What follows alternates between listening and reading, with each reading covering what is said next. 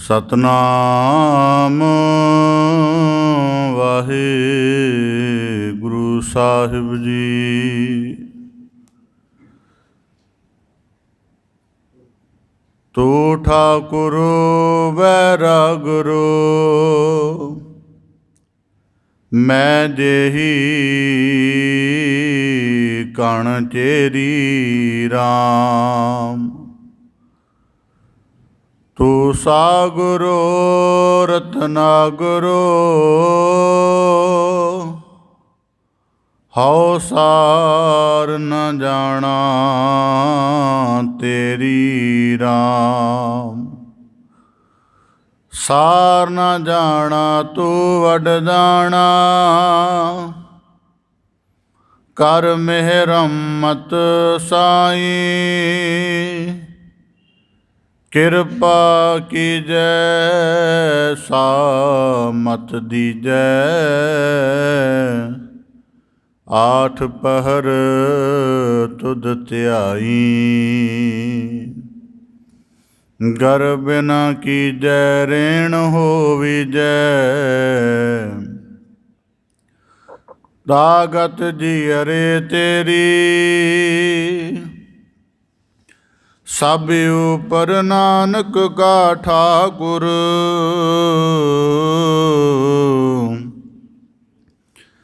ਮੈਂ ਦੇਹੀ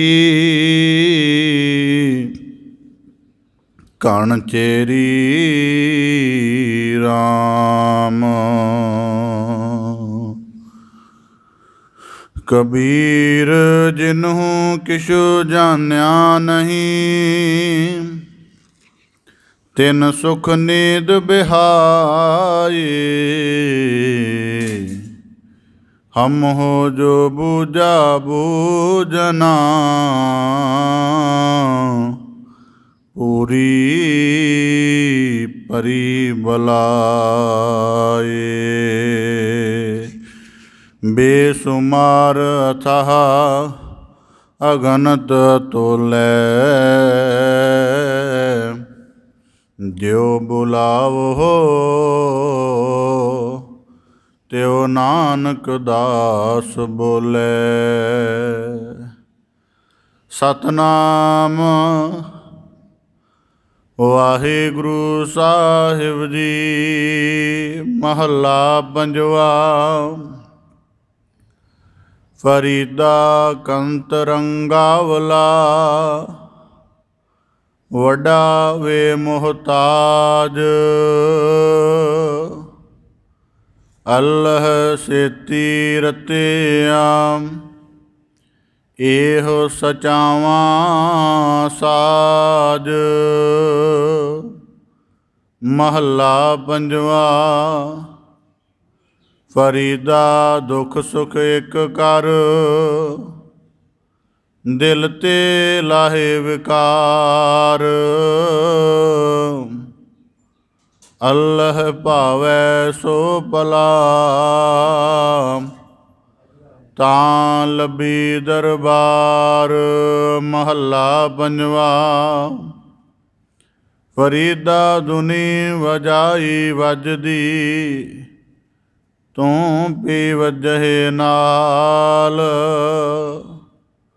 ਸੋਈ ਜਿਉ ਨ ਵੱਜਦਾ ਜਿਸ ਅੱਲ੍ਹ ਕਰਦਾ ਸਾਰ। ਮਹੱਲਾ ਪੰਜਵਾ। ਫਰੀਦਾ ਦਿਲ ਰਤਾ ਇਸ ਦੁਨੀ ਸਿਉ ਦੁਨੀ ਨ ਕਿਤੈ ਕੰਮ। ਮਿਸਲ ਫਕੀਰਾਂ ਗਾਖੜੀ ਸੋ ਪਾਈਐ ਪੂਰ ਕਰਮ। ਵਾਹਿਗੁਰੂ ਜੀ ਕਾ ਖਾਲਸਾ ਵਾਹਿਗੁਰੂ ਜੀ ਕੀ ਫਤਿਹ। ਧੰਨ ਧੰਨ ਸਤਿਗੁਰੂ ਗੁਰੂ ਗਰੀਬ ਨਿਵਾਜ ਪਤਿਤ ਪਾਵਨ ਭਗਤ ਵਛਲ ਕਿਰਪਾ ਨਿਧ ਕਰੁਣਾ ਨਿਧ ਦਇਆ ਨਿਧ ਸਤਿਗੁਰੂ ਸ੍ਰੀ ਗੁਰੂ ਗ੍ਰੰਥ ਸਾਹਿਬ ਜੀ ਦੀਨ ਦਇਆਲ ਪਾਤਸ਼ਾਹ ਤਿਨਾਂ ਦੀ ਅਪਾਰ ਮਿਹਰਾਮਤ ਹੈ, ਅਥਾਹ ਬਖਸ਼ਿਸ਼ ਹੈ, ਅਪਾਰ ਕਰੁਣਾ ਹੈ ਸਤਿਗੁਰੂ ਸਾਹਿਬ ਜੀ ਦੀ, ਜੋ ਸਾਨੂੰ ਸਭ ਨੂੰ ਆਪਣੀ ਮਿਹਰ ਭਰੀ ਨਦਰ ਕਰਕੇ ਆਪਣੀ ਪਾਵਨ ਪਵਿੱਤਰ ਮੁਬਾਰਕ ਚਰਨ ਸ਼ਰਨ ਹਜ਼ੂਰੀ ਦੇ ਅੰਤਰਗਤ ਸਤ ਸੰਗਤ ਰੂਪ ਵਿੱਚ ਜੁੜਨ ਦਾ ਅਮੋਲਕ ਅਵਸਰ ਬਖਸ਼ਿਸ਼ ਕੀਤਾ ਹੈ ਜੀ। ਆਪ ਜੀ ਬੜੇ ਸੁਭਾਗਸ਼ਾਲੀ ਹੋ ਜੋ ਸਤਿਗੁਰੂ ਕੀ ਰਹਿਮਤ ਨੂੰ ਮਾਣਦਿਆਂ ਮਨੁੱਖਾ ਜੀਵਨ ਦੇ ਦੁਰਲੱਭ ਅਵਸਰ ਨੂੰ ਗੁਰੂ ਸ਼ਬਦ ਦੇ ਆਧਾਰ ਨਾਲ ਸਫਲ ਕਰਦਿਆਂ ਸਤ ਸੰਗਤ ਰੂਪ ਵਿੱਚ ਜੁੜ ਬੈਠ ਕੇ ਨਿਰਮਲ ਸਾਧਨਾ ਕਰਨ ਦਾ ਸ਼੍ਰੇਸ਼ਟ ਯਤਨ ਕਰ ਰਹੇ ਹੋ ਜੀ। ਸਤਿਗੁਰੂ ਕੀ ਅਪਾਰ ਕਿਰਪਾ ਸਦਕਾ ਆਪ ਜੀ ਭਗਤ ਸਿਰਮੌਰ ਬਾਬਾ ਸ਼ੇਖ ਫਰੀਦ ਸਾਹਿਬ ਜੀ ਤਿਨਾਂ ਦੇ ਪਾਵਨ ਸਲੋਕਾਂ ਦੀ ਲੜੀਵਾਰ ਵਿਚਾਰ ਸ਼ਰਵਣ ਕਰਕੇ ਗਿਆਨ ਰੂਪ ਲਾਹਾ ਪ੍ਰਾਪਤ ਕਰਨ ਦਾ ਨਿਰੰਤਰ ਯਤਨ ਕਰਦੇ ਹੋ। ਪਾਵਨ ਬਾਣੀ ਦੀ ਲੜੀਵਾਰ ਵਿਚਾਰ ਦੇ ਨਾਲ ਜੁੜਨ ਦਾ ਯਤਨ ਕਰੀਏ ਜੀ। ਵਿਚਾਰ ਪ੍ਰਾਰੰਭ ਕਰਨ ਤੋਂ ਪਹਿਲਾਂ ਬੜੇ ਅਦਬ ਸਹਿਤ ਉਚਾਰਨ ਕਰੋ ਜੀ। ਸਤਨਾਮ ਸ੍ਰੀ ਵਾਹਿਗੁਰੂ ਸਾਹਿਬ ਜੀ। ਮਹੱਲਾ ਪੰਜਵਾਂ। ਫਰੀਦਾ ਕੰਤ ਰੰਗਾਵਲਾ, ਵੱਡਾ ਵੇ ਮੁਹਤਾਜ।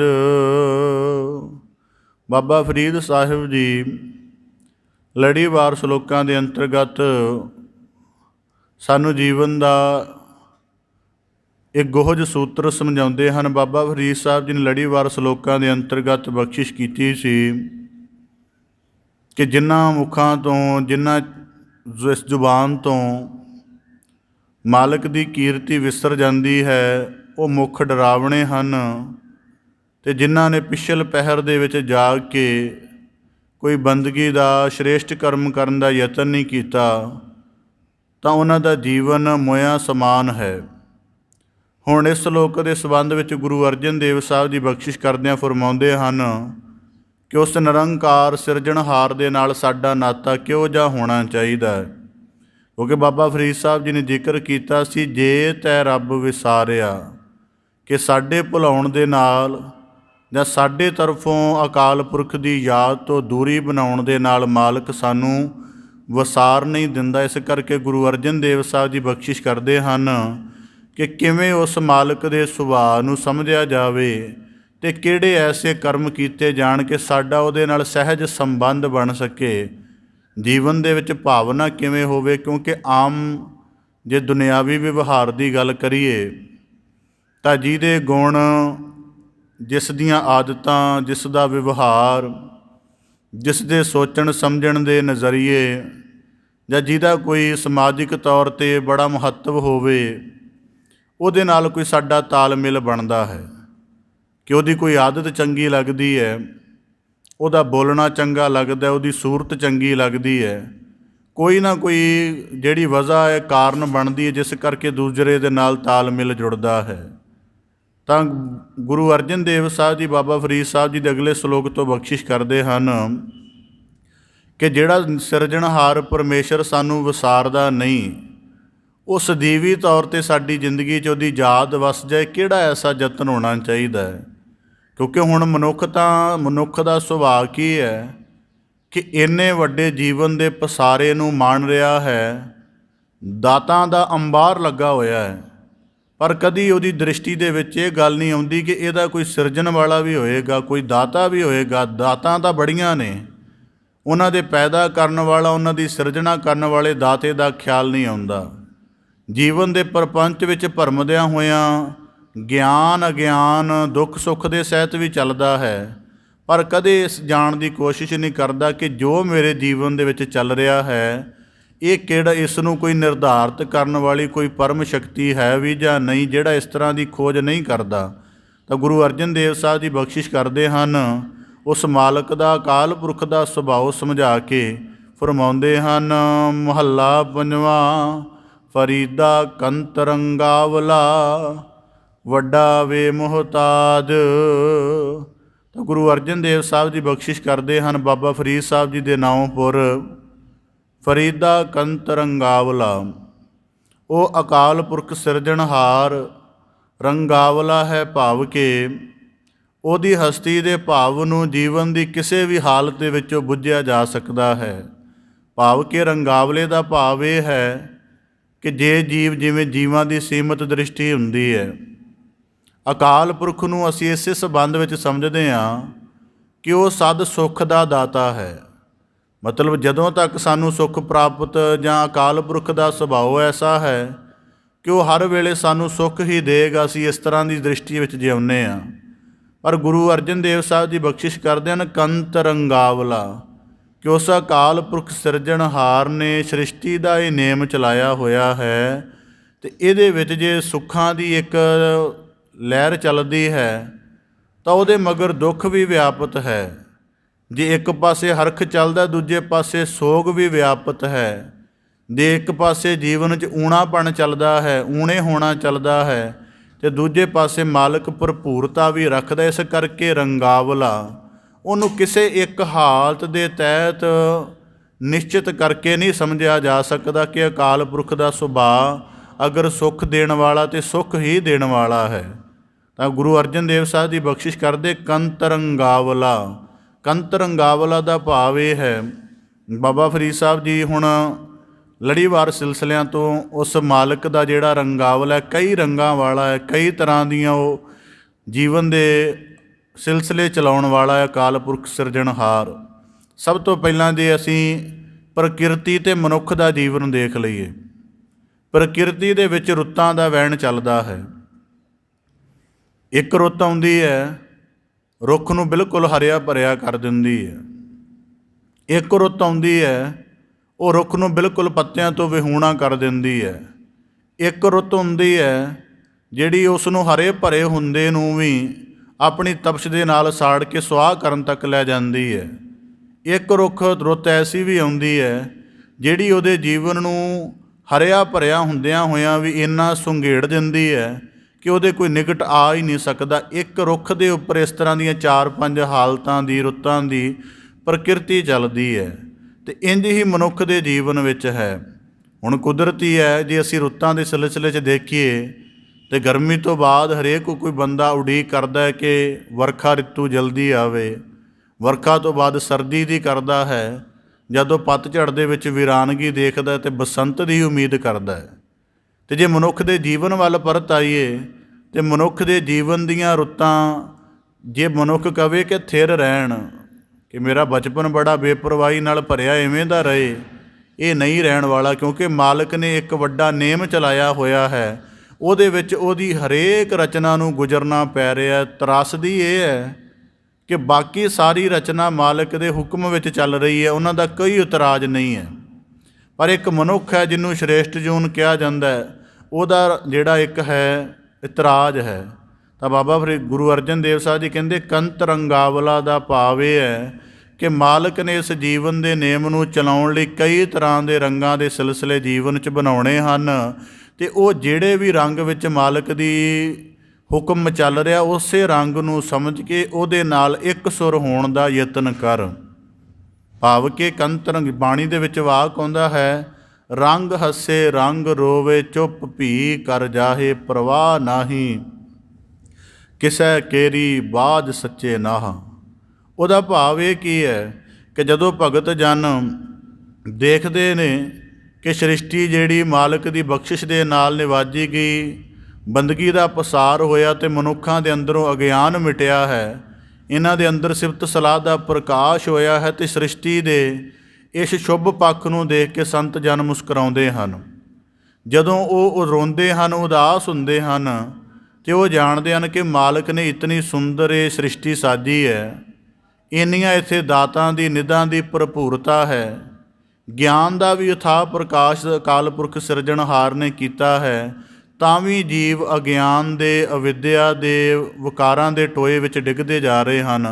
ਉਹ ਤਾਂ ਦੁਖਤ ਹੁੰਦੇ ਨੇ। ਇਸ ਕਰਕੇ ਗੁਰੂ ਅਰਜਨ ਦੇਵ ਸਾਹਿਬ ਜੀ ਬਖਸ਼ਿਸ਼ ਕਰਦੇ ਹਨ ਕਿ ਮਾਲਕ ਦਾ ਸੁਭਾਅ ਹਰ ਵਕਤ ਤਬਦੀਲ ਹੋਣ ਵਾਲਾ ਹੈ। ਹਰ ਵਕਤ ਉਹ ਕਦੇ ਇੱਕ ਤਰ੍ਹਾਂ ਦੀ ਸਥਿਰਤਾ ਦੇ ਵਿੱਚ ਨਹੀਂ ਰਹਿੰਦਾ। ਇਸ ਕਰਕੇ ਮਨੁੱਖ ਜੇ ਤੂੰ ਉਸ ਅਕਾਲ ਪੁਰਖ ਦੇ ਸਿਰਜਣਹਾਰ ਦੇ ਨਾਲ ਆਪਣਾ ਨਾਤਾ ਬਣਾਉਣਾ ਚਾਹੁੰਦਾ ਹੈ ਤੇ ਉਹਦਾ ਪਹਿਲਾਂ ਰੰਗਾਵਲੇ ਸੁਭਾਅ ਨੂੰ ਸਮਝ।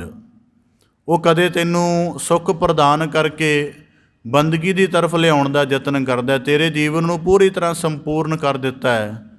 ਸਰੀਰਕ ਲੋੜਾਂ ਦੀ ਪੂਰਤੀ ਹੋ ਗਈ ਹੈ। ਪਰਿਵਾਰਕ ਜ਼ਿੰਮੇਵਾਰੀਆਂ ਦਾ ਵੀ ਸਿਲਸਿਲਾ ਜਿਹੜਾ ਨਿਭ ਗਿਆ ਹੈ। ਜੀਵਨ ਦੀ ਅਵਸਥਾ ਵੀ ਉਹ ਆ ਗਈ ਹੈ ਕਿ ਜਿਹੜੀ ਬਿਲਕੁਲ ਹੁਣ ਟਿਕ ਕੇ ਬੈਠਣ ਵਾਲੀ ਹੈ। ਇਹਦਾ ਮਤਲਬ ਇਹਨਾਂ ਸਾਰੀਆਂ ਹਾਲਾਤਾਂ ਨਾਲ ਉਸ ਸਿਰਜਣਹਾਰ ਪਰਮੇਸ਼ਰ ਨੇ ਤੈਨੂੰ ਬੰਦਗੀ ਦੀ ਤਰਫ ਮੁੜਨ ਦਾ ਇੱਕ ਸੰਕੇਤ ਕੀਤਾ ਹੈ। ਅਤੇ ਜੇ ਉਸ ਮਾਲਕ ਦੇ ਹੁਕਮ ਨੂੰ ਪਛਾਣੇਗਾ ਤਾਂ ਤੇਰਾ ਬਾਕੀ ਜੀਵਨ ਸੁਖਦਾਈ ਹੋਏਗਾ। ਫਿਰ ਤੈਨੂੰ ਬੁਢਾਪੇ ਦਾ ਜਰਾ ਰੋਗ ਹੁੰਦਿਆਂ ਹੋਇਆਂ ਵੀ ਮਨ 'ਚ ਉਦਾਸੀ ਨਹੀਂ ਉਪਜੇਗੀ, ਕਿਉਂਕਿ ਬਾਣੀ 'ਚ ਵਾਕ ਹਨ, ਗੁਰਮੁਖ ਬੁੱਢੇ ਕਦੇ ਨਾ ਹੀ ਜਿਨ੍ਹਾਂ ਅੰਦਰ ਸੁਰਤ ਗਿਆਨ। ਇਸ ਕਰਕੇ ਗੁਰੂ ਅਰਜਨ ਦੇਵ ਸਾਹਿਬ ਦੀ ਬਖਸ਼ਿਸ਼ ਕਰਦੇ, ਜੇ ਮਾਲਕ ਦੇ ਨਾਲ ਨਾਤਾ ਜੋੜਨਾ ਹੈ ਤਾਂ ਜੋ ਕੁਝ ਉਹ ਜੀਵਨ 'ਚ ਵਰਤਾਰਿਆ ਉਹਨੂੰ ਗਹਿਰਾ ਸਮਝ ਕੇ ਉਹਦੇ ਨਾਲ ਇੱਕ ਸੁਰ ਹੋਣ ਦਾ ਯਤਨ ਕਰ। ਇੱਕ ਪ੍ਰਮਾਣ ਆਪਦੇ ਸਨਮੁਖ ਰੱਖਦਿਆਂ ਤਾਂ ਕਿ ਸਾਨੂੰ ਇਹ ਦ੍ਰਿਸ਼ਟੀ ਪਤਾ ਲੱਗ ਜਾਏ ਕਿ ਕਿਸੇ ਚੀਜ਼ ਦੇ ਨਾਲ ਇੱਕ ਸੁਰ ਕਿਵੇਂ ਹੋਈਦਾ। ਇੱਕ ਸੁਰ ਹੋਣ ਦਾ ਮਤਲਬ ਹੈ ਜਿਵੇਂ ਦੀ ਉਹ ਹੈ ਉਵੇਂ ਦੇ ਹੋ ਜਾਣਾ। ਜਿਵੇਂ ਉਦਾਹਰਨ ਦੇ ਤੌਰ 'ਤੇ ਪਾਣੀ ਹੈ। ਪਾਣੀ ਇੱਕ ਕੁਦਰਤੀ ਕੀਮਤੀ ਸਰੋਤ ਹੈ, ਸਾਡੇ ਜੀਵਨ ਦਾ ਆਧਾਰ ਹੈ। ਉਹਨੂੰ ਕਿਸੇ ਚੀਜ਼ ਵਿੱਚ ਘੋਲ ਦਿਓ, ਆਪਣਾ ਮੂਲ ਰੰਗ ਉਹਦਾ ਕੋਈ ਹੈ ਨਹੀਂ, ਜਿਸ ਰੰਗ ਵਿੱਚ ਘੋਲ ਦਿਓ ਉਵੇਂ ਦਾ ਹੀ ਰੰਗ ਪ੍ਰਵਾਨ ਕਰ ਲੈਂਦਾ। ਇਹਨੂੰ ਇੱਕ ਸੁਰ ਹੋਣਾ ਕਹਿੰਦੇ ਨੇ।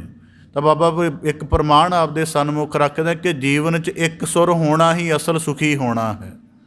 ਜਿੰਨਾ ਚਿਰ ਬੰਦੇ ਨੂੰ ਚੀਜ਼ਾਂ ਦੇ ਨਾਲ ਇੱਕ ਸੁਰ ਨਹੀਂ ਹੋਣਾ ਆਉਂਦਾ ਉਹਨਾਂ ਚਿਰ ਬੰਦਾ ਸੁਖੀ ਨਹੀਂ ਹੋ ਸਕਦਾ। ਇੱਕ ਪ੍ਰਮਾਣ ਰੱਖਦਿਆਂ, ਕਿਸੇ ਰਾਜੇ ਦੇ ਪਾਸ ਇੱਕ ਗੁਲਾਮ ਰਹਿੰਦਾ ਸੀ, ਉਹਨੂੰ ਬੜਾ ਜਾਨ ਤੋਂ ਪਿਆਰਾ ਸੀ।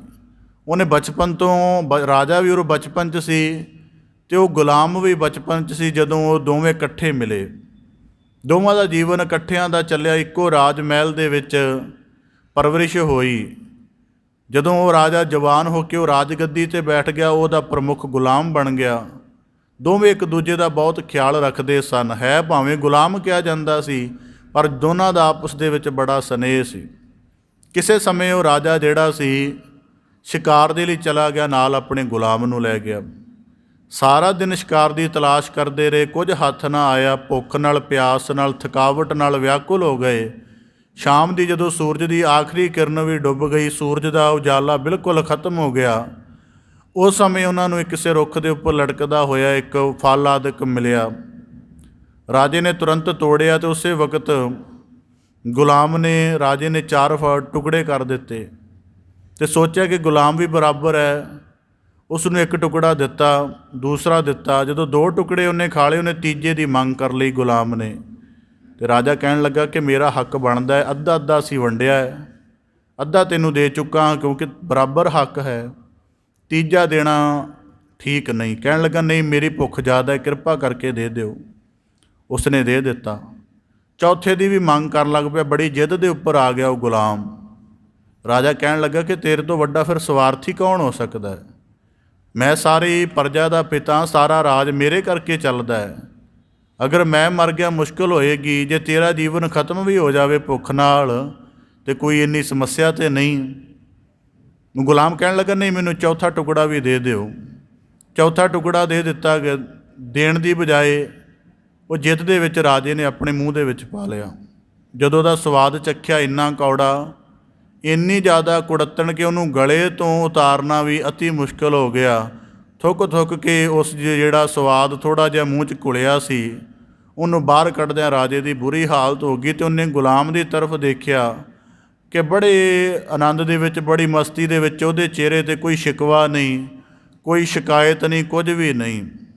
ਅਤੇ ਉਹਨੇ ਜਦੋਂ ਉਹਦੀ ਤਰਫ ਦੇਖਿਆ ਅਤੇ ਵਿਚਾਰਨ ਲੱਗਾ, ਰਾਜਾ ਕਹਿਣ ਲੱਗਾ ਕਿ ਬੜੀ ਹੈਰਾਨਗੀ ਦੀ ਗੱਲ ਹੈ, ਤੂੰ 3 ਜ਼ਹਿਰ ਭਰੀਆਂ ਫਲ ਦੀਆਂ ਟੁਕੜੀਆਂ ਖਾ ਗਿਆ, ਤੂੰ ਜਰਾ ਜਿੰਨਾ ਵੀ ਇਤਰਾਜ਼ ਨਹੀਂ ਕੀਤਾ। ਇਹ ਕਿਉਂ ਖਾਧੀਆਂ ਅਤੇ ਇਤਰਾਜ਼ ਕਿਉਂ ਨਹੀਂ ਕੀਤਾ? 2 ਉਹਨੇ ਸਵਾਲ ਕਹਿ ਲਓ ਗੁਲਾਮ ਨੂੰ ਕੀਤੇ। ਉਹ ਕਹਿਣ ਲੱਗਾ ਬਚਪਨ ਮੇਰਾ ਅਤੇ ਤੁਹਾਡਾ ਇਕੱਠਾ ਬਤੀਤ ਹੋਇਆ। ਰਾਜ ਮਹਿਲ ਦੇ ਵਿੱਚੋਂ ਬੜੇ ਸੁੰਦਰ, ਬੜੇ ਮਿਸ਼ਠਾਨ ਬੜੇ ਹਨ ਪਦਾਰਥ ਮੈਂ ਲਗਾਤਾਰ ਖਾਂਦਾ ਰਿਹਾ। ਇਸ ਕਰਕੇ ਮੈਨੂੰ ਤੁਹਾਡੇ ਘਰੋਂ ਬਹੁਤ ਸੁੰਦਰ, ਕਿ ਜਿਹੜੇ ਸੁੰਦਰ ਸਵਾਦਿਸ਼ਟ ਪਦਾਰਥ ਖਾਣ ਨੂੰ ਮਿਲੇ ਹਨ। ਤੇ ਤੁਹਾਡੇ ਕਰਕੇ ਜੇ ਅੱਜ ਮੈਨੂੰ, ਕਿਉਂਕਿ ਮੈਨੂੰ ਪਤਾ ਜੇ ਤੁਸੀਂ ਪੂਰਾ ਫਲ, ਜਦੋਂ ਪਹਿਲੀ ਟੁਕੜੀ ਖਾਧੀ ਉਦੋਂ ਅਨੁਭਵ ਹੋ ਗਿਆ ਸੀ ਕਿ ਜੇ ਕਿਤੇ ਰਾਜੇ ਨੇ ਸਾਰਾ ਫਲ ਖਾ ਲਿਆ, ਹੋ ਸਕਦਾ ਇਹਦੇ ਸਰੀਰ ਵਿੱਚ ਜ਼ਹਿਰ ਦੀ ਮਾਤਰਾ ਵੱਧ ਜਾਏ, ਇਹ ਮਰ ਜਾਏਗਾ। ਇਸ ਕਰਕੇ ਕਹਿਣ ਲੱਗਾ ਕਿ ਆਪਣੇ ਸਵਾਮੀ ਧਰਮ ਨੂੰ ਨਿਭਾਉਣ ਦੇ ਲਈ ਤੁਹਾਡੇ ਕਰਕੇ 3 ਟੁਕੜੇ, ਚੌਥਾ ਵੀ ਖਾ ਲੈਣਾ ਸੀ ਅਗਰ ਤੁਸੀਂ ਇਨਕਾਰ ਨਾ ਕਰਦੇ। ਦੂਸਰੀ ਗੱਲ, ਰੋਸ ਕਿਉਂ ਨਹੀਂ ਕੀਤਾ? ਕਿਉਂਕਿ ਤੁਹਾਡੇ ਕੋਲੋਂ ਬੜਾ ਕੁਝ ਪਹਿਲਾਂ ਪ੍ਰਾਪਤ ਹੋਇਆ ਹੈ। ਜੇ ਤੁਹਾਡੇ ਬਦਲੇ ਇੱਕ ਇਸ ਤਰ੍ਹਾਂ ਦਾ ਕੋਈ ਜੀਵਨ ਦੇ ਵਿੱਚ ਕੁੜੱਤਣ ਭਰਿਆ ਵੀ ਚੱਖਣਾ ਪਵੇ ਤਾਂ ਮੈਨੂੰ ਲੱਗਦਾ ਇਤਰਾਜ਼ ਕਰਨਾ ਨਹੀਂ ਚਾਹੀਦਾ। ਇਹਨੂੰ ਕਹਿੰਦੇ ਇੱਕ ਸੁਰ ਹੋਣਾ। ਜੀਵਨ ਦੇ ਵਿੱਚ ਸੁੱਖ ਆਇਆ ਹੈ ਤੇ ਸੁੱਖ ਦੀ ਗਹਿਰਾਈ ਨੂੰ ਬੁੱਝੋ ਕਿ ਕਾਹਦੇ ਕਰਕੇ ਆਇਆ ਹੈ। ਸੁੱਖ ਇਸ ਕਰਕੇ ਆ ਜੇ ਸਾਡੇ ਕੋਲ ਕਿਸੇ ਤਰ੍ਹਾਂ ਦੀ, ਜਿਹੜੇ ਨੀਤੀ ਸ਼ਤਕਾਂ ਵਾਲੇ ਵਿਦਵਾਨ ਨੇ ਉਹਨਾਂ ਨੇ ਗੱਲ ਬੜੀ ਸੁੰਦਰ ਕਹੀ ਹੈ। ਕਹਿੰਦੇ ਜਿਹੜਾ ਰੁੱਖ ਜਦੋਂ ਛੋਟਾ ਹੁੰਦਾ ਹੈ ਨਾ, ਉਦੋਂ ਉਹ ਪੰਛੀਆਂ ਲਈ ਉਮੀਦ ਹੁੰਦਾ ਹੈ। ਜਦੋਂ ਕੋਈ ਰੁੱਖ ਛੋਟਾ ਹੁੰਦਾ ਹੈ, ਉਹ ਇੱਕ ਪੰਛੀ ਲਈ ਉਮੀਦ ਹੁੰਦਾ ਹੈ। ਪੰਛੀ ਨੂੰ ਪਤਾ ਹੈ ਕਿ ਜਿਹੜੀ ਮੇਰੀ ਅਗਲੀ ਜਨਰੇਸ਼ਨ ਆਏਗੀ ਉਦੋਂ ਤੱਕ ਇਹਨੇ ਵੱਡਾ ਹੋ ਜਾਣਾ। ਕਹਿੰਦਾ ਜਦੋਂ ਰੁੱਖ ਵੱਡਾ ਹੋ ਜਾਂਦਾ ਹੈ ਤੇ ਫਿਰ ਉਹ ਸਾਰਿਆਂ ਨੂੰ ਆਮੰਤਰਿਤ ਕਰਦਾ ਹੈ ਕਿ ਮੇਰੀਆਂ ਸ਼ਾਖਾਵਾਂ ਵੱਡੀਆਂ ਹੋ ਗਈਆਂ ਨੇ, ਮੇਰਾ ਤਣਾ ਵੱਡਾ ਹੋ ਗਿਆ, ਮੇਰਾ ਫਲ ਫੁੱਲ ਵੱਡੇ ਹੋ ਗਏ ਨੇ ਤੇ ਹੁਣ ਇਹਦਾ ਲਾਭ ਉਠਾਉਣਾ ਸ਼ੁਰੂ ਕਰ ਦਿਓ। ਤੇ ਕਹਿੰਦੇ ਕਿਸੇ ਤਰ੍ਹਾਂ ਦੀ ਰੋਕ ਨਹੀਂ ਪਾਉਂਦਾ। ਪਰ ਮਨੁੱਖ ਦਾ ਜੀਵਨ ਇਹ ਹੈ ਕਿ ਜਦੋਂ ਇਹਦੀਆਂ ਸਮਰੱਥਾਵਾਂ ਵੱਧਦੀਆਂ ਨੇ, ਅੰਦਰੋਂ ਇਹ ਸੰਕੁਚਿਤ ਹੋਣ ਲੱਗ ਪੈਂਦਾ ਹੈ। ਇਸ ਕਰਕੇ ਗੁਰੂ ਅਰਜਨ ਦੇਵ ਸਾਹਿਬ ਜੀ ਬਖਸ਼ਿਸ਼ ਕਰਦੇ ਹਨ, ਫਰੀਦਾ ਕੰਤ ਰੰਗਾਵਲਾ, ਕਿ ਉਹ ਸਿਰਜਣਹਾਰ ਜਦੋਂ ਸਾਡੇ ਜੀਵਨ ਦੀਆਂ ਜਿਵੇਂ ਦੀਆਂ ਵੀ ਹਾਲਾਤਾਂ ਚਲਾਉਂਦਾ ਹੈ, ਉਹਨਾਂ ਨੂੰ ਗਹਿਰਾਈ ਦੇ ਨਾਲ ਬੁੱਝਣਾ ਚਾਹੀਦਾ। ਤੇ ਕਹਿੰਦੇ ਜੇ ਸੁੱਖ ਦਾ ਸਮਾਂ ਮਿਲ ਰਿਹਾ ਹੈ ਤੇ ਸਮਝ ਲੈਣਾ ਚਾਹੀਦਾ ਕਿ ਪ੍ਰਭੂ ਦੀ ਕਿਰਪਾ ਹੈ ਤੇ ਹੁਣ ਕੋਈ ਚਿੰਤਾ ਨਹੀਂ ਹੈ। ਹੁਣ ਚਿੰਤਾ ਦੇ ਵਿੱਚ ਸਿਮਰਨ ਵਿੱਚ ਬੈਠਣਾ ਹੋਵੇ ਔਖਾ ਹੈ। ਚਿੰਤਾ ਦੇ ਵਿੱਚ ਬੰਦਾ ਨਹੀਂ ਬਹਿੰਦਾ, ਕਹਿੰਦਾ ਜੀ ਮੈਨੂੰ ਤਾਂ ਪਰਿਵਾਰ ਦੀ ਚਿੰਤਾ, ਮੈਂ ਰੱਬ ਕਿਵੇਂ ਕਰ ਲਵਾਂ। ਤਾਂ ਬਾਬਾ ਗੁਰੂ ਅਰਜਨ ਦੇਵ ਸਾਹਿਬ ਜੀ ਕਹਿੰਦੇ ਕੰਤ ਰੰਗਾਵਲਾ, ਉਹਨੇ ਤੈਨੂੰ ਜੀਵਨ ਦੀਆਂ ਬਚਪਨ, ਨੌਜਵਾਨੀ, ਇਹ ਸਹਿਜ ਭਰੀਆਂ ਅਵਸਥਾਵਾਂ ਦਿੱਤੀਆਂ ਨੇ ਕਿਉਂਕਿ ਉਹਦੀ ਯਾਦ ਨਾਲ ਜੁੜ ਕੇ ਤੂੰ ਜੀਵਨ ਦਾ ਆਨੰਦ ਮਾਣ ਸਕੇ। ਪਰ ਮਨੁੱਖ ਇਸ ਗੱਲ ਨੂੰ ਨਹੀਂ ਬੁੱਝਦਾ। ਜਦ ਜੀਵਨ ਦੇ ਵਿੱਚ ਜਦੋਂ ਆਰਾਮਦਾਇਕ ਸਮਾਂ ਆਉਂਦਾ, ਉਦੋਂ ਉਹਨੂੰ ਲੱਗਦਾ ਕਿ ਕੇਵਲ ਵਿਕਾਰਾਂ ਦੇ ਰਸ-ਕਸ ਭੋਗਣੇ ਜੀਵਨ। ਅਤੇ ਬਾਬਾ ਫਰੀਦ ਸਾਹਿਬ ਜੀ ਕਹਿੰਦੇ, ਗੁਰੂ ਅਰਜਨ ਦੇਵ ਸਾਹਿਬ ਜੀ ਦੇ ਵਾਕ ਹਨ ਕਿ ਕੰਤ ਰੰਗਾਵਲਾ, ਉਹ ਸੁੱਖ ਵੀ ਦਿੰਦਾ ਹੈ, ਦੁੱਖ ਦੀ ਔਧ ਵਿੱਚੋਂ ਵੀ ਲਗਾਉਂਦਾ ਹੈ ਕਿ ਜੇ ਸੁੱਖ ਦੇ ਵਿੱਚੋਂ ਇਹਦੀ ਬੰਦਗੀ ਦਾ ਕੱਦ ਵੱਡਾ ਹੋ ਸਕੇ ਅਤੇ ਦੁੱਖ ਵਿੱਚੋਂ ਇਹਦਾ ਸ਼ੁਕਰਾਨਾ ਅਤੇ ਭਰੋਸਾ ਵੱਡਾ ਹੋ ਸਕੇ, ਉਦਾਸੀ ਦੇ ਵਿੱਚ ਇਹ ਮਾਲਕ ਨੂੰ ਪੱਕਾ ਜਾਣ ਲਵੇ। ਅਤੇ ਜਦੋਂ ਇਹਦੇ ਜੀਵਨ 'ਚ ਭਰਪੂਰਤਾ ਹੋਵੇ ਤੇ ਉਦੋਂ ਮਾਲਕ ਦੇ ਸਾਂਝੇ ਰੂਪ ਨੂੰ ਵੀ ਪਛਾਣ ਲਏ। ਗੁਰੂ ਸਾਹਿਬ ਜੀ ਨੇ ਕਿਹਾ ਕੰਤ ਰੰਗਾਵਲਾ, ਕਿ ਜੇ ਸੁੱਖ ਹੈ ਤਾਂ ਸੁੱਖ ਦਾ ਮਤਲਬ ਕਿ ਹੁਣ 10 ਸਾਲ ਕਾਰੋਬਾਰ 'ਤੇ ਮਿਹਨਤ ਕੀਤੀ, ਇੰਨਾ ਜ਼ਿਆਦਾ ਸਟੈਬਲਿਸ਼ ਹੋ ਗਿਆ ਕਿ ਹੁਣ 50 ਸਾਲ ਤੱਕ ਉਹਦੀ ਰਫਤਾਰ ਨੂੰ ਕੋਈ ਫਰਕ ਪੈਣ ਵਾਲਾ ਨਹੀਂ। ਇਸ ਸੁੱਖ ਦਾ ਇਲਮ ਗੁਰੂ ਅਰਜਨ ਦੇਵ ਸਾਹਿਬ ਜੀ ਕਹਿੰਦੇ ਕਿ ਹੁਣ ਬੰਦਗੀ ਦਾ ਕੱਦ ਉੱਚਾ ਕਰ। ਕਾਰੋਬਾਰੀ ਤੌਰ 'ਤੇ ਕੱਦ ਉੱਚਾ ਹੋ ਗਿਆ ਹੈ, ਬੰਦਗੀ ਦੇ ਤੌਰ 'ਤੇ ਕਰ। ਜੇ ਦੁੱਖ ਦੀ ਔਧ ਵਿੱਚੋਂ ਗੁਜ਼ਰ ਰਿਹਾ ਹੈ ਤਾਂ ਆਪਣੇ ਸ਼ੁਕਰਾਨੇ ਨੂੰ ਵੱਡਾ ਕਰ, ਕਿਉਂਕਿ ਜਦੋਂ ਹੀ ਦੁੱਖ ਅੰਦਰ ਆਉਂਦਾ ਸਭ ਤੋਂ ਪਹਿਲਾਂ ਸ਼ਿਕਾਇਤ ਪੈਦਾ ਹੁੰਦੀ, ਰੋਸ ਪੈਦਾ ਹੁੰਦਾ, ਨਾਰਾਜ਼ਗੀ ਪੈਦਾ ਹੁੰਦੀ ਹੈ, ਦੂਰੀ ਬਣਦੀ ਹੈ। ਇਸ ਕਰਕੇ ਗੁਰੂ ਸਾਹਿਬ ਜੀ ਕਹਿੰਦੇ ਜੇ ਸੁੱਖ ਵਿੱਚੋਂ ਲੰਘ ਰਿਹਾ ਤਾਂ ਉਹਦਾ ਮਤਲਬ ਬੰਦਗੀ ਦਾ ਪਰਉਪਕਾਰ ਵਾਲਾ ਕੱਦ ਉੱਚਾ ਕਰ, ਕਿਉਂਕਿ ਮਾਲਕ ਰੰਗਾਵਲੇ ਨੇ ਤੈਨੂੰ ਕੋਈ ਹਾਲਤ ਸਮਝਾਈ ਹੈ। ਜੇ ਦੁੱਖ ਵਿੱਚੋਂ ਗੁਜ਼ਰ ਰਿਹਾ ਤਾਂ ਆਪਣਾ ਸ਼ੁਕਰਾਨਾ ਅਤੇ ਆਪਣੇ ਜੀਵਨ ਦਾ ਭਰੋਸਾ ਵੱਡਾ ਕਰ। ਜੇ ਜੀਵਨ ਦੇ ਵਿੱਚ ਉਦਾਸੀ ਚੱਲ ਰਹੀ ਹੈ, ਇਕੱਲਤਾ ਦਾ ਸੰਤਾਪ ਲੱਗਦਾ ਕਿ ਸਿਰ ਦੇ ਉੱਪਰ ਆਣ ਪਿਆ ਹੈ, ਅਤੇ ਉਸ ਏਕੋ ਦੇ ਨਾਲ ਜੁੜ ਜਿਹੜਾ ਤੇਰੀ ਸਗਲੀ ਬਾਤ ਸੁਣਨ ਵਾਲਾ ਹੈ। ਜੇ ਜੀਵਨ ਦੇ ਵਿੱਚ ਬੜੇ ਸਮੂਹ ਦੇ ਵਿੱਚ ਵਿਚਰਨ ਦਾ ਮੌਕਾ ਮਿਲ ਰਿਹਾ, ਪਰਿਵਾਰ, ਦੋਸਤ, ਸੰਬੰਧੀ ਬੜੇ ਚੰਗੇ ਮਿਲੇ ਨੇ, ਅਤੇ ਉਹਨਾਂ ਸਾਰਿਆਂ ਦੇ ਵਿੱਚੋਂ ਮਾਲਕ ਦੇ ਰੂਪ ਨੂੰ ਪਛਾਣ ਕਿ ਕੋਈ ਮਾਤਾ ਹੋ ਕੇ ਸਾਡੇ ਜੀਵਨ ਨੂੰ ਪਾਲ ਰਹੀ, ਮਾਲ ਭਾਵ ਕਿ ਮਾਲਕ ਮਾਤਾ ਰੂਪ ਹੋ ਕੇ ਸਾਨੂੰ ਜੀਵਨ ਦੀ ਮਮਤਾ ਦੇ ਰਿਹਾ ਹੈ, ਪਿਤਾ ਰੂਪ ਹੋ ਕੇ ਜੀਵਨ ਦਾ ਆਧਾਰ ਦੇ ਰਿਹਾ, ਭੈਣ ਭਰਾ ਹੋ ਕੇ ਇੱਕ ਸੰਗ ਦੇ ਰਿਹਾ ਹੈ। ਇਸ ਕਰਕੇ ਸਾਰੀਆਂ ਹਾਲਾਤਾਂ ਨੂੰ ਗਿਆਨ ਦੇ ਸਹਿਤ ਬੁੱਝ ਅਤੇ ਫਿਰ ਤੂੰ ਜਾਣੇਗਾ ਕਿ ਸਾਰੇ ਰੰਗ ਜਿਹੜੇ ਹਨ ਮਾਲਕ ਨੇ ਜੀਵਨ ਨੂੰ ਬਖੇਰਨ ਦੇ ਲਈ ਬਣਾਏ ਹਨ, ਅਤੇ ਇਹਨਾਂ ਰੰਗਾਂ ਦੇ ਵਿੱਚ ਵਿਚਰਦਿਆਂ ਹੋਇਆਂ ਮਾਲਕ ਦੇ ਸਰੂਪ ਦੀ ਪਛਾਣ ਕਰ ਲੈਣਾ ਹੀ ਗੁਰੂ ਅਰਜਨ ਦੇਵ ਸਾਹਿਬ ਜੀ ਕਹਿੰਦੇ ਉਸ ਕੰਤ ਰੰਗਾਵਲੇ ਦੀ ਹਸਤੀ ਦੀ ਪਛਾਣ ਕਰਨਾ ਹੈ। ਵੱਡਾ ਬੇਮੁਹਤਾਜ, ਕਹਿੰਦੇ ਫਿਰ ਉਹ ਇਤਨਾ ਵੱਡਾ ਹੈ, ਉਹਨੂੰ ਬੇਮੁਹਤਾਜੀ ਨਹੀਂ। ਜਿਵੇਂ ਕਈ ਵਾਰੀ ਮਨੁੱਖ ਸਮਝ ਲੈਂਦਾ, ਜਿਵੇਂ ਦੁਨੀਆਦਾਰੀ ਦੇ ਪੱਧਰ 'ਤੇ ਗੱਲ ਕਰੀਏ, ਕੋਈ ਸਾਡੀ ਕਿਤਨੀ ਵੀ ਮਦਦ, ਕਿਉਂ ਧਨ ਦੇ ਤੌਰ 'ਤੇ ਕਿੰਨੀ ਹੋ ਸਕਦਾ, ਕੋਈ 1 ਅਰਬ ਤੱਕ ਵੀ ਸਾਡੀ ਮਦਦ ਕਰ ਦੇਵੇ, ਪਰ ਜਦੋਂ ਸਾਡੀ ਜਾਨ ਦਾ ਸੰਕਟ ਬਣ ਜਾਏਗਾ ਉਦੋਂ ਕੋਈ ਸਾਡੇ ਨਿਕਟ ਨਹੀਂ ਹੋਏਗਾ। ਹੋ ਸਕਦਾ ਕੋਈ ਸਾਨੂੰ ਸਾਰਾ ਦਿਨ ਚੁਟਕਲੇ ਸੁਣਾ ਕੇ ਹਸਾਈ ਜਾਵੇ, ਪਰ ਜਿਹੜੀ ਗਹਿਰੀ ਉਦਾਸੀ ਸਾਡੇ ਜੀਵਨ 'ਚ ਬਣ ਗਈ, ਹੋ ਸਕਦਾ ਉਹਨੂੰ ਕੋਈ ਨਾ ਤੋੜ ਸਕਦਾ ਹੋਵੇ। ਤਾਂ ਇਸ ਕਰਕੇ ਗੁਰੂ ਸਾਹਿਬ ਜੀ ਕਹਿੰਦੇ ਵੱਡਾ ਵੇ ਮੁਹਤਾਜ। ਸਾਨੂੰ ਤਾਂ ਮੁਹਤਾਜੀ ਰਹਿੰਦੀ ਹੈ, ਪੈਸੇ ਦੀ ਘਾਟ ਆਉਂਦੀ ਹੈ, ਖੁਦ ਯਤਨ ਕਰਨਾ ਪੈਂਦਾ, ਮੰਗਣਾ ਪੈਂਦਾ, ਕਈ ਕੁਝ ਕਰਨਾ ਪੈਂਦਾ, ਦੁੱਖ ਆ ਜਾਂਦਾ, ਵੈਦ ਕੋਲੋਂ ਜਾਣਾ ਪੈਂਦਾ, ਉਦਾਸੀ ਆ ਜਾਂਦੀ ਹੈ, ਕਈ ਤਰ੍ਹਾਂ ਦੇ ਯਤਨ ਕਰਦੇ ਹਾਂ। ਪਰ ਬਾਬਾ ਗੁਰੂ ਅਰਜਨ ਦੇਵ ਸਾਹਿਬ ਜੀ ਕਹਿੰਦੇ ਵੱਡਾ ਵੇ ਮੁਹਤਾਜ, ਉਹਨੂੰ ਕਿਸੇ ਦੀ ਮੁਹਤਾਜੀ ਨਹੀਂ, ਉਹ ਤਾਂ ਪਰਿਪੂਰਨ ਹੈ। ਜੇ ਤੇਰੀ ਉਦਾਸੀ ਹੈ ਉਹ ਤਾਂ ਕੱਟੇਗਾ, ਜੇ ਤੇਰੇ ਅੰਦਰ ਸੁੱਖ ਹੈ ਤਾਂ ਉਹ ਭਗਤੀ ਦਾ ਹੋਰ ਗਹਿਰਾ ਰਸ ਬਣਾ ਦੇਗਾ, ਜੇ ਤੇਰੇ ਜੀਵਨ ਦੇ ਵਿੱਚ ਇਕੱਲਤਾ ਹੈ ਅਤੇ ਉਹ ਆਪਣੀ ਹਾਜ਼ਰ ਨਾਜ਼ਰਤਾ ਦਾ ਨੇਮ ਤੇਰੇ ਜੀਵਨ ਨਾਲ ਜੋੜ ਦੇਗਾ।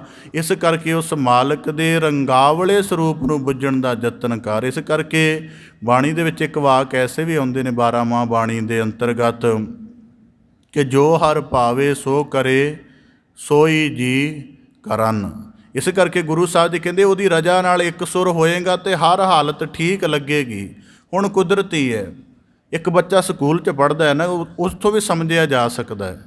ਕਈ ਦਫਾ ਜਦੋਂ ਅਧਿਆਪਕ ਉਹਨੂੰ ਕਿਸੇ ਤਰ੍ਹਾਂ ਦੀ ਕੋਈ ਸਜ਼ਾ ਦਿੰਦਾ ਛੋਟੀ ਮੋਟੀ, ਅਤੇ ਬੱਚਾ ਘਰ ਆ ਕੇ ਨਾ ਆਪਣੀ ਮਾਤਾ ਸਾਹਮਣੇ ਇਤਰਾਜ਼ ਕਰਦਾ ਕਿ ਅੱਜ ਅਧਿਆਪਕ ਨੇ ਮੈਨੂੰ ਸਜ਼ਾ ਦਿੱਤੀ ਹੈ, ਮੇਰਾ ਦੋਸ਼ ਨਹੀਂ ਸੀ, ਜਾਣ ਬੁੱਝ ਕੇ ਦਿੱਤੀ ਹੈ, ਜਾਂ ਉਹਨੂੰ ਸਜ਼ਾ ਨਹੀਂ ਸੀ ਦੇਣੀ ਚਾਹੀਦੀ। ਬੱਚਾ ਇੰਜ ਦੇ ਵਾਕ ਦੁਹਰਾਉਂਦਾ ਹੈ। ਉਹਦੀ ਦ੍ਰਿਸ਼ਟੀ ਵਿੱਚ ਅਧਿਆਪਕ ਨੇ ਸਜ਼ਾ ਦਿੱਤੀ ਹੈ, ਪਰ ਉਹਦੇ ਮਾਤਾ ਪਿਤਾ ਉਹਦੀ ਦ੍ਰਿਸ਼ਟੀ ਨੂੰ ਠੀਕ ਕਰਦੇ ਨੇ। ਨਹੀਂ ਪੁੱਤਰ, ਤੇਰੇ ਕੋਲੋਂ ਗਲਤੀ ਹੋਈ ਹੋਵੇਗੀ, ਜਾਂ ਤੂੰ ਗਲਤੀ ਵੱਲ ਜਾਣ ਲੱਗਾ ਹੋਏਗਾ ਅਤੇ ਸਜ਼ਾ ਦੇ ਡਰ ਨਾਲ ਉਹਨੇ ਤੈਨੂੰ ਸੁਚੇਤ ਕੀਤਾ ਹੈ, ਜਾਂ ਸਤਰਕ ਕੀਤਾ ਹੈ, ਜਾਂ ਤੈਨੂੰ ਮੋੜਨ ਦਾ ਯਤਨ ਕੀਤਾ ਹੈ। ਇੰਝ ਹੀ ਜਦੋਂ ਜੀਵਨ ਦੇ ਵਿੱਚ ਸਾਨੂੰ ਲੱਗਦਾ ਦੁੱਖ ਹੋ ਸਕਦਾ ਹੈ, ਉਂਝ ਅਸੀਂ ਰੋਜ਼ਾਨਾ ਰੱਟ ਲਾਈ ਰੱਖਦੇ ਹਾਂ ਜੀ ਮੇਰਾ ਤਾਂ ਬੜਾ ਭਰੋਸਾ ਹੈ, ਹਰ ਨਿੱਕੀ ਨਿੱਕੀ ਗੱਲ 'ਤੇ ਮਿੰਟ ਬਾਅਦ ਬੜੀ ਕਿਰਪਾ ਹੈ ਜੀ। ਅਤੇ ਫਿਰ ਉਹੋ ਜਿਹੇ ਬੰਦਿਆਂ ਦੀ ਹਾਲਤ ਨੂੰ ਦੇਖਣ ਦੇ ਲਈ ਫਿਰ ਦੁਨੀਆ ਜਦੋਂ ਸਾਰਿਆਂ ਸਾਹਮਣੇ ਜ਼ਿਕਰ ਕਰਦਾ ਹੈ ਅਤੇ ਸਾਡੇ ਵਰਗੇ ਉਹਦੀ ਕਿਰਪਾ ਦੇ ਜ਼ਿਕਰ ਨੂੰ ਸੁਣ ਕੇ ਸਮਝਣ ਲੱਗ ਪੈਂਦੇ ਨੇ ਕਿ ਸ਼ਾਇਦ ਇਹ ਬੜਾ ਵੱਡਾ ਪਰਿਪੂਰਨ ਭਗਤ ਹੈ, ਹਰ ਵੇਲੇ ਕਿਰਪਾ ਹੀ ਰਹਿੰਦੀ ਇਹਦੇ ਮੂੰਹ 'ਤੇ ਸ਼ਬਦ।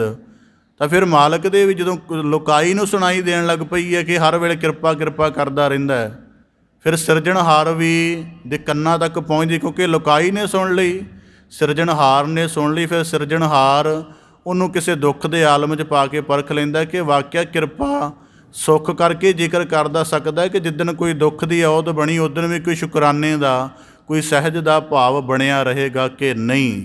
ਇਸ ਕਰਕੇ ਗੁਰੂ ਅਰਜਨ ਦੇਵ ਸਾਹਿਬ ਜੀ ਨੇ ਕਿਹਾ ਵੱਡਾ ਵੇ ਮੁਹਤਾਜ, ਉਹਨੂੰ ਕਿਸੇ ਦੀ ਮੁਹਤਾਜੀ ਨਹੀਂ। ਇਸ ਕਰਕੇ ਕੰਤ ਰੰਗਾਵਲੇ ਦਾ ਭਾਵ ਇਹ ਹੈ ਕਿ ਜੋ ਕੁਝ ਮਾਲਕ ਦਾ ਕੀਤਾ ਤੇਰੇ ਜੀਵਨ 'ਚ ਵਿਚਰਦਾ ਹੈ। ਅਤੇ ਇਸ ਕਰਕੇ ਬਾਬਾ ਹੁਣ ਸ਼ਲੋਕ ਤਾਂ ਨਾਲ ਜੋੜਿਆ ਕਿ ਜੀਵਨ ਦੇ ਨੇਮ ਵੀ ਦ੍ਰਿੜ ਹੋ ਜਾਣ।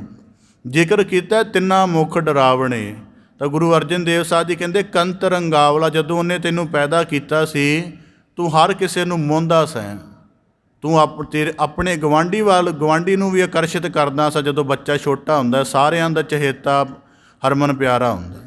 ਕਹਿੰਦੇ ਜਦੋਂ ਮਾਲਕ ਨੇ ਪੈਦਾ ਕੀਤਾ ਤੇਰੇ ਅੰਦਰ ਮਾਸੂਮੀਅਤ, ਨਿਰਛਲਤਾ, ਨਿਸ਼ਕਪਟਤਾ ਇੰਨੀ ਜ਼ਿਆਦਾ ਪੈਦਾ ਕੀਤੀ ਕਿ ਹਰ ਕੋਈ ਤੈਨੂੰ ਮੋਹੰਦਾ ਸੀ। ਅਤੇ ਅੱਜ ਜੇ ਤੇਰਾ ਮੁੱਖ ਡਰਾਵਣਾ ਬਣ ਗਿਆ ਤਾਂ ਮਤਲਬ ਤੂੰ ਮਾਲਕ ਦੇ ਸਿਮਰਨਮਈ ਸੁਭਾਅ ਨੂੰ ਛੱਡ ਦਿੱਤਾ ਹੈ। ਅਤੇ ਜੇ ਉਹਦੀ ਯਾਦ ਨਾਲ ਜੁੜਿਆ ਰਹੇਗਾ ਅਤੇ ਮਾਇਆ ਦੀ ਬਿਖ ਤੇਰੇ ਜੀਵਨ 'ਚੋਂ ਪਰਾ ਰਹੇਗੀ, ਤੂੰ ਠੀਕ ਪੁਰਸ਼ ਬਣਿਆ ਰਹੇਗਾ। ਦੂਸਰਾ ਜ਼ਿਕਰ ਕੀਤਾ ਸੀ ਪਿਛਲ ਰਾਤ ਨਾ ਜਾਗੇ ਉਹੇ, ਮਾਲਕ ਨੇ ਸਾਰੀਆਂ ਬਖਸ਼ਿਸ਼ਾਂ ਆਪਣੀ ਯਾਦ ਨਾਲ ਜੋੜੀਆਂ ਨੇ। ਬਾਣੀ ਦੇ ਵਾਕ ਪੜ੍ਹੋ, ਪ੍ਰਭ ਕਾ ਸਿਮਰਨ ਸਭ ਤੇ ਉੱਚਾ, ਕਿ ਮਾਲਕ ਨਾਲੋਂ ਵੱਡੀ ਵੀ ਉਹਦੀ ਯਾਦ ਹੈ। ਤਾਂ ਬਾਬਾ ਗੁਰੂ ਅਰਜਨ ਦੇਵ ਸਾਹਿਬ ਜੀ ਕਹਿੰਦੇ ਕੰਤ ਰੰਗਾਵਲੇ ਨੇ ਤੈਨੂੰ ਅੰਮ੍ਰਿਤ ਵੇਲੇ ਦੀ ਔਧ ਕਿੰਨੀ ਜ਼ਿਆਦਾ ਬਖਸ਼ਿਸ਼ ਕੀਤੀ। ਆਪਣੇ ਜੀਵਨ ਦੀ ਸਹੀ ਤਲਾਸ਼ ਮਾਲਕ ਦੀ ਬੰਦਗੀ ਵਿੱਚ ਪੈ ਕੇ ਅੰਮ੍ਰਿਤ ਵੇਲੇ ਕਰ, ਫਿਰ ਕੋਈ ਮੁਹਤਾਜੀ ਨਹੀਂ ਰਹੇਗੀ। ਅੱਲ੍ਹ ਸੇਤੀ ਰਤਿਆਂ ਇਹੋ ਸਚਾਵਾਂ ਸਾਜ। ਤਾਂ ਗੁਰੂ ਅਰਜਨ ਦੇਵ ਸਾਹਿਬ ਜੀ ਕਹਿੰਦੇ ਮਾਲਕ ਦੇ ਨਾਲ ਜੁੜਨ ਦੇ ਲਈ ਇਹ ਸ਼ਿੰਗਾਰ ਕਰਨੇ ਪੈਂਦੇ ਹਨ। ਇਹ ਅਸਲੀ ਸ਼ਿੰਗਾਰ ਹੈ ਕਿ ਪੂਰਾ ਦਾ ਪੂਰਾ ਭਾਣੇ ਦੇ ਵਿੱਚ ਇੱਕ ਸੁਰ ਹੋ ਜਾਈਏ। ਜੀਵਨ ਦੀ ਜਿਹੜੀ ਵੀ ਹਾਲਤ, ਕਿਉਂਕਿ ਅਸੀਂ ਦੋ ਸਾਡੇ ਜੀਵਨ 'ਚ ਨੁਕਤੇ ਹਨ। ਇੱਕ ਤਾਂ ਹੈ ਕਿ ਸਾਡੇ ਪ੍ਰਾਰਬੱਧ ਕਰਮਾਂ ਦੀ ਔਧ ਚੱਲੀ ਜਾ ਰਹੀ ਹੈ, ਜਿਨ੍ਹਾਂ ਕਰਕੇ ਹੁਣ ਕਈ ਦਫਾ ਕਹਿਣਗੇ ਕਿ ਜਿਸ ਦਿਨ ਤੋਂ ਮੈਨੂੰ ਜੀ ਇਹ ਧਰਮ ਦੀ ਸੋਝੀ ਆਈ ਹੈ, ਮੈਂ ਨਾ ਕਿਸੇ ਦਾ ਚਾਹ ਕੇ ਬੁਰਾ ਕੀਤਾ, ਨਾ ਉਂਝ ਹੀ ਮੇਰੇ ਕੋਲੋਂ ਬੁਰਾ ਹੋਇਆ। ਅਚੇਤ ਪੁਣੇ 'ਚ ਵੀ ਬੁਰਾ ਨਹੀਂ ਕੀਤਾ, ਸੋਚ ਸਮਝ ਕੇ ਵੀ ਬੁਰਾ ਨਹੀਂ ਕੀਤਾ, ਪਰ ਦੁੱਖਾਂ ਦੀ ਔਧ ਲਗਾਤਾਰ ਚੱਲੀ ਜਾ ਰਹੀ ਹੈ।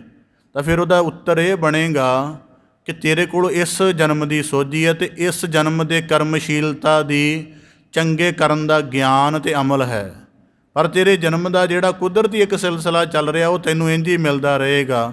ਤਾਂ ਗੁਰੂ ਅਰਜਨ ਦੇਵ ਸਾਹਿਬ ਦੀ ਬਖਸ਼ਿਸ਼ ਕਰਦੇ ਨੇ, ਅੱਲ੍ਹ ਸੇਤੀ ਰਤਿਆਂ, ਜਿਹੜੇ ਮਾਲਕ ਨਾਲ ਰੱਤੇ ਜਾਂਦੇ ਹਨ, ਇਹ ਸਚਾਵਾਂ ਸਾਜ ਉਹਨਾਂ ਦਾ ਸੁੰਦਰ ਸ਼ਿੰਗਾਰ ਕੀ ਹੈ ਕਿ ਉਹ ਭਾਣੇ ਦੇ ਖਿਲਾਫ, ਭਾਣੇ ਤੋਂ ਪਰਾਂ ਹੋਣਾ ਸੋਚਦੇ ਵੀ ਨਹੀਂ। ਉਹ ਕਹਿੰਦੇ ਪੂਰੇ ਦੇ ਪੂਰੇ ਇਕਸੁਰ ਹੋਣਾ ਹੈ।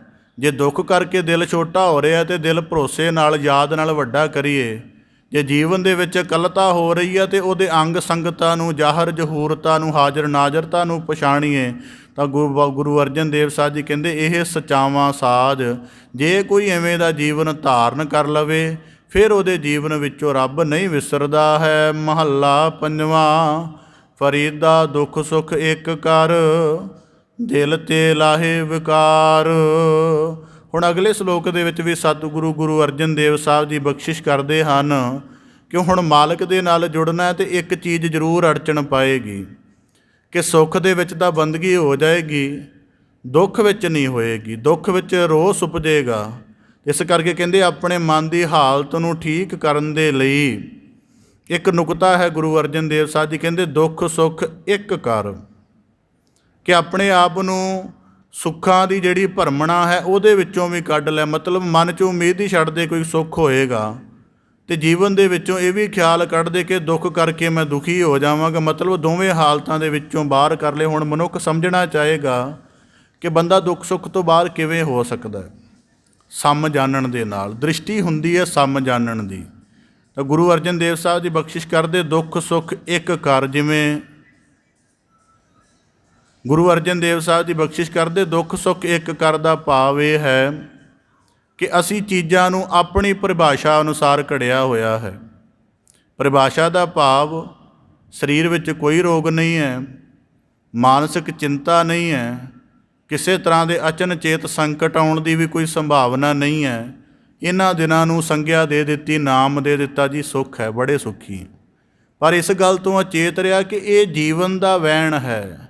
ਜਿਹੜਾ ਸਾਗਰ ਅੱਜ ਸ਼ਾਂਤ ਚੱਲ ਰਿਹਾ ਹੈ, ਕਈ ਦਿਨ ਜਾਂ ਕਈ ਮਹੀਨੇ ਹੋ ਗਏ ਇਹਨੂੰ ਸ਼ਾਂਤ ਚੱਲਦੇ ਨੂੰ। ਇਹਦੇ ਸ਼ਾਂਤ ਚੱਲਣ ਦਾ ਸੁਭਾਅ ਇਹ ਨਹੀਂ ਕਿ ਕਦੇ ਇਹਦੇ ਵਿੱਚ ਲਹਿਰਾਂ ਨਹੀਂ ਉੱਠਣਗੀਆਂ, ਜਾਂ ਕਦੀ ਇਹਦੇ ਵਿੱਚ ਹੜ੍ਹ ਨਹੀਂ ਆਏਗਾ, ਜਾਂ ਕਦੀ ਕੋਈ ਹੋਰ ਤਰ੍ਹਾਂ ਦੀ ਸਥਿਤੀ ਨਹੀਂ ਵਾਪਰੇਗੀ। ਉਹ ਵੀ ਵਾਪਰੇਗੀ।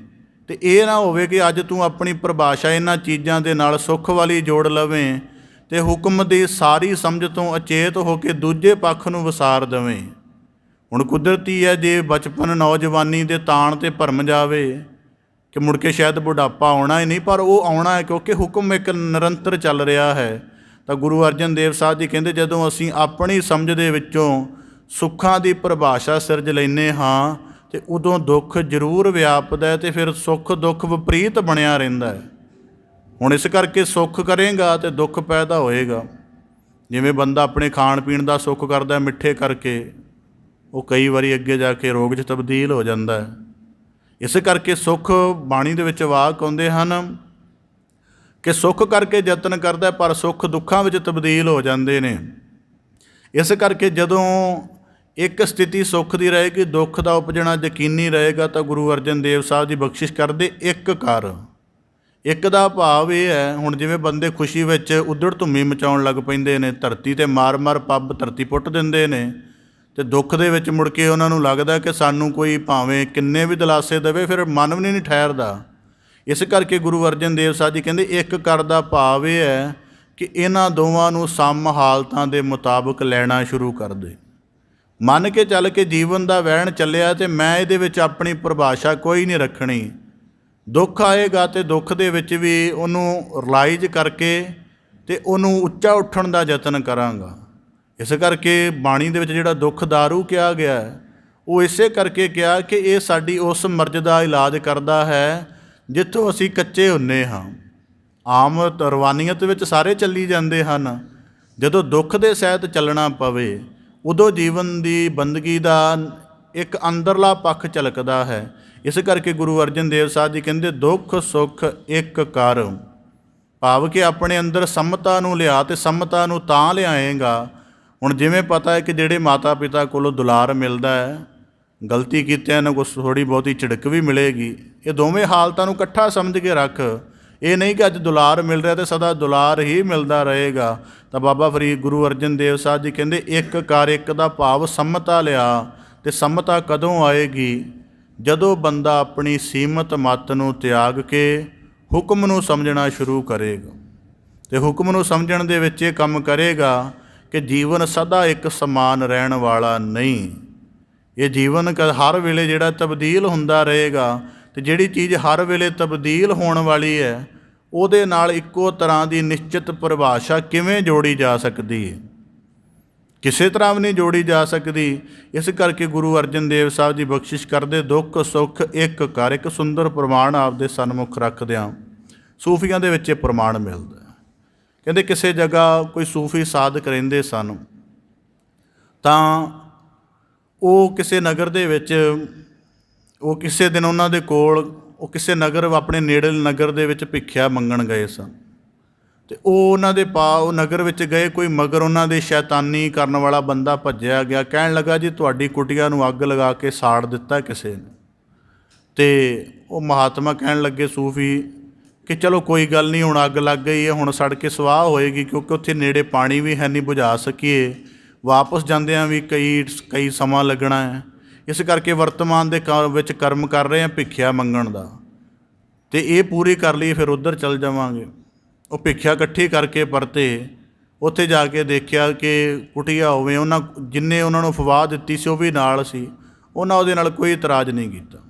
ਫਿਰ ਜੀਵਨ ਦੇ ਵਿੱਚ ਜਦੋਂ ਭੋਜਨ ਵਰਤਾਉਣ ਲੱਗੇ, ਉਹਨੇ ਸ਼ਰਾਰਤ ਕੀਤੀ, ਕਈ ਮਨੁੱਖ ਇਕੱਠੇ ਕਰਕੇ ਲੈ ਆਇਆ। ਉਹ ਕਹਿਣ ਲੱਗੇ ਅਸੀਂ ਬੜੀ ਦਿਨਾਂ ਦੇ ਭੁੱਖੇ ਹਾਂ ਅਤੇ ਸਾਨੂੰ ਭੁੱਖਿਆਂ ਨੂੰ ਛਕਾਓ, ਤੁਸੀਂ ਫਕੀਰ ਲੋਕ ਹੋ। ਸਾਰਾ ਭੋਜਨ ਉਹਨਾਂ ਨੂੰ ਛਕਾ ਦਿੱਤਾ। ਸਾਧੂ ਲਈ, ਉਸ ਫਕੀਰ ਦੇ ਲਈ ਕੁਝ ਨਾ ਬਚਿਆ। ਉਹ ਸ਼ੁਕਰਾਨਾ ਕਰਕੇ ਉਹਨਾਂ ਦੇ ਬਰਤਨ ਮਾਂਜ ਕੇ ਉਹਨੇ ਇੱਕ ਸਾਈਡ 'ਤੇ ਰੱਖ ਦਿੱਤੇ।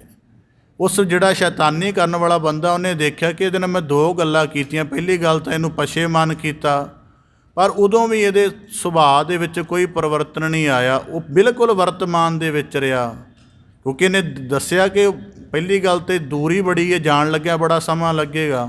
ਜੇ ਪਹੁੰਚ ਵੀ ਜਾਵਾਂਗਾ ਤਾਂ ਅੱਗ ਬੁਝਾਉਣ ਦਾ ਕੋਈ ਸਾਧਨ ਨਹੀਂ ਹੈ। ਜੇ ਅੱਗ ਬੁਝਾਵਾਂਗਾ ਵੀ ਕਾਹਦਾ, ਉਹ ਤਾਂ ਕੱਚੀ ਖੜੀ ਕੀਤੀ ਹੈ, ਦੁਬਾਰਾ ਫਿਰ ਖੜੀ ਕਰ ਲਵਾਂਗੇ।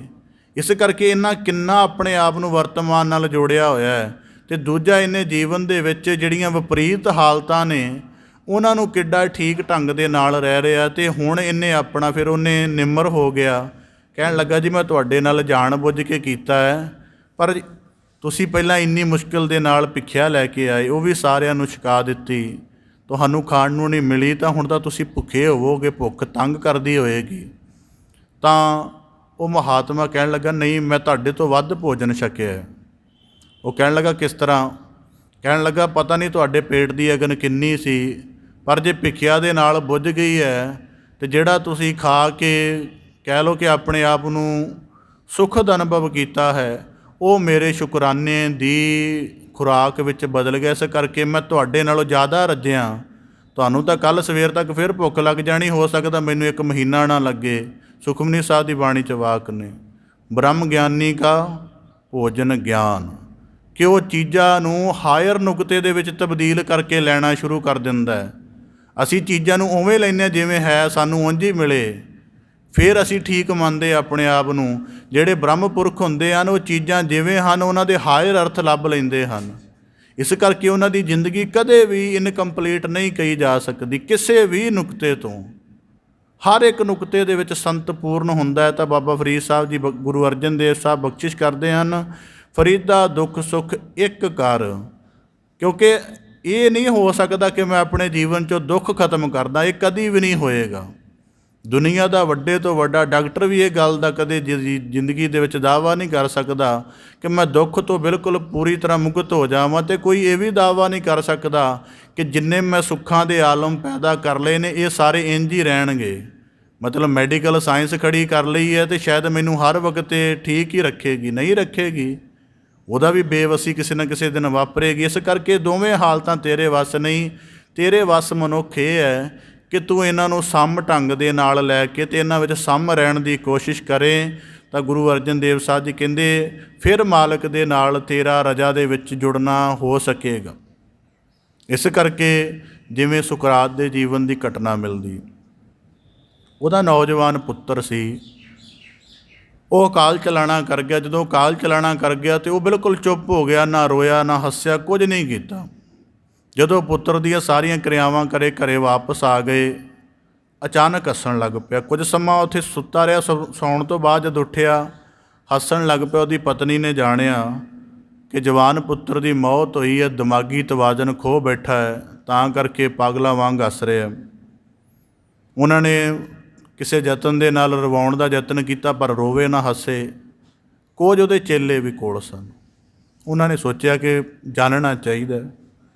ਕਹਿਣ ਲੱਗੇ ਕਿ ਇਹੋ ਜਿਹੇ ਸਮਿਆਂ 'ਤੇ ਹੱਸਣਾ ਪਹਿਲੀ ਗੱਲ ਠੀਕ ਨਹੀਂ, ਪਰ ਫਿਰ ਵੀ ਜੇ ਤੁਸੀਂ ਹੱਸ ਰਹੇ ਹੋ ਤਾਂ ਉਹਦਾ ਕਾਰਨ ਕੀ ਹੈ? ਕਹਿਣ ਲੱਗਾ ਜੀਵਨ ਦਾ ਇੱਕ ਭਰਮ ਵਾਲਾ ਸੁਪਨਾ ਟੁੱਟ ਗਿਆ।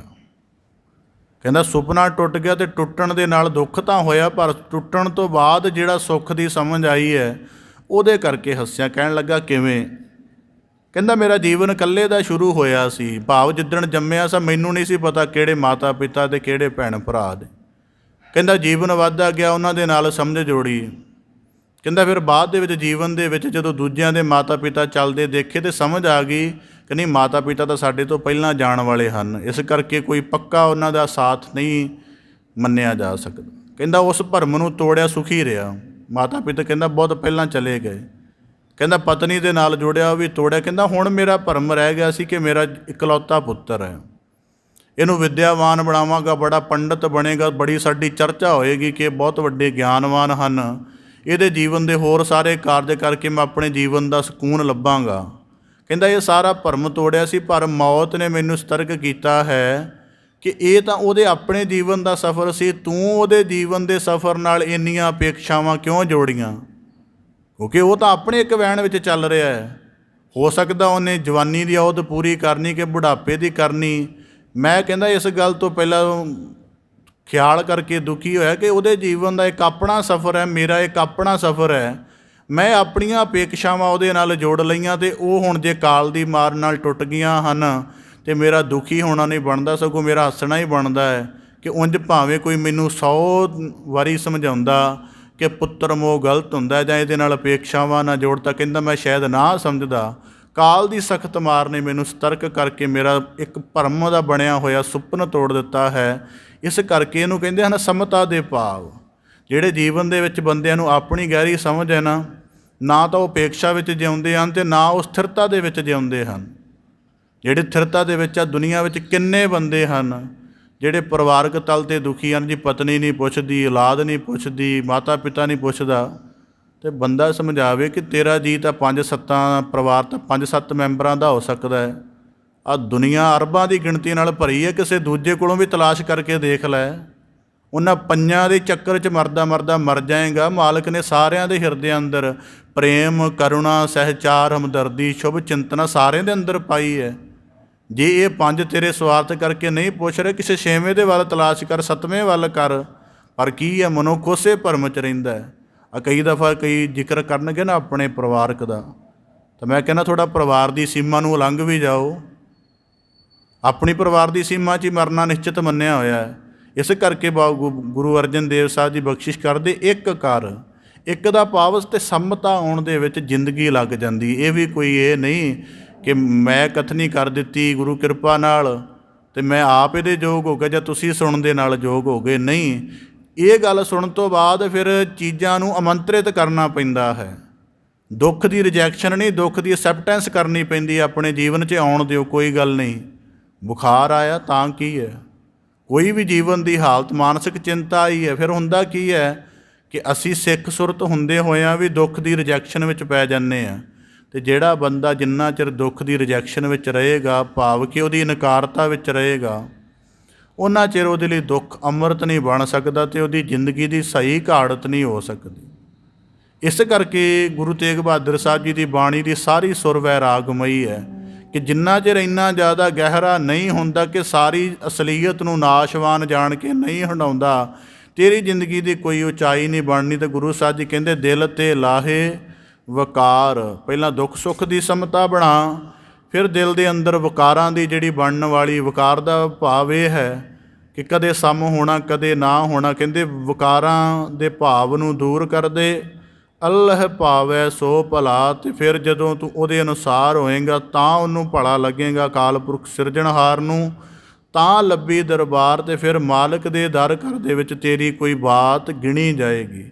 ਅੱਗੇ ਜ਼ਿਕਰ ਕੀਤਾ ਅੱਲ੍ਹ ਭਾਵੈ ਸੋ ਭਲਾ, ਪਹਿਲਾਂ ਜ਼ਿਕਰ ਕੀਤਾ ਸੀ ਅੱਲ੍ਹ ਛੇਤੀ ਰੱਤਿਆਂ। ਰੱਤੇ ਜਾਣ ਦੇ ਲਈ ਕੀ ਹੈ ਕਿ ਜੋ ਹਾਲਤ ਵਾਪਰ ਰਹੀ ਹੈ ਉਹਨੂੰ ਪ੍ਰਵਾਨ ਕਰ ਲਓ। ਅਤੇ ਹੁਣ ਜ਼ਿਕਰ ਕੀਤਾ ਹੈ ਕਿ ਜੇ ਉਸ ਹਾਲਤ ਨੂੰ ਪ੍ਰਵਾਨ ਕਰੋਗੇ ਤਾਂ ਪ੍ਰਵਾਨ ਕਰਨ ਦੇ ਲਈ ਦੁੱਖ ਸੁੱਖ ਨੂੰ ਇੱਕ ਜਾਣਨਾ ਪਏਗਾ।